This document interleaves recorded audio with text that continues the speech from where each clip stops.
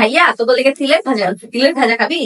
খাইতাম না আমি তিলের খাজা। আমিও খাই না তিলের খাজা। খা ভাইয়া, আমি কত আশা করে তোকে লেগে লইছি। আমরা ছোটবেলায় তিন বেলা কত খাইতাম, এখন তোর খাওয়া বললে গেছিস কা? আচ্ছা দে, এত করে যেহেতু কইতাছস।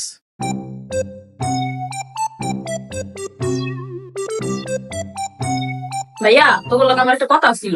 কি কথা ক? আমার না একটা পার্সেল আইবো, পার্সেল আব্দুল্লাহপুর যায় লই আইতেইব।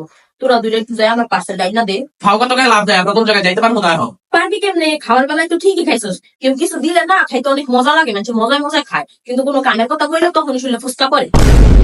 আচ্ছা বাদ দে, কামের লেগে তোকে খাওয়ার খোটা দিতে চাই না। আমার পার্সেল দাম 1000 টাকা লাগবে, তোর আমার 1000 টাকা দে, তোকে যাওয়া লাগবো না। আরে ভাই, আমার কাছে 2 টাকা নাই, তোর 1000 টাকা দেবো কইতে? মানে টাকা থাকলেও তো দিবি না, জানি তো। আসলে মানুষকে খাইতে অনেক মজা লাগে, কিন্তু মানুষের টাকা দিতে অনেক কষ্ট লাগে, বুঝিস নাই? থাক, মন খারাপ করিস না। টাকার লেগে শুধু শুধু তোকে খাওয়ার খোটা দিতে চাই না। তোকে যে একটা পারফিউম আছে না, ওইটা আমার দিয়ে দে, তাহলে আমি এই পারফিউমের অর্ডারটা ক্যান্সেল করে দিব। আমি একটাই পারফিউম, এটা আমাদের শখ করে কিনছে, এটা তোর কেমনে দেবো? কইলে কি দেওয়া যাবে নাকি? দিতে না পারফিউম? মানুষ এমনই বুঝছস, খায়া ভুলা জায়গা, খায়া মুচ্ছা না।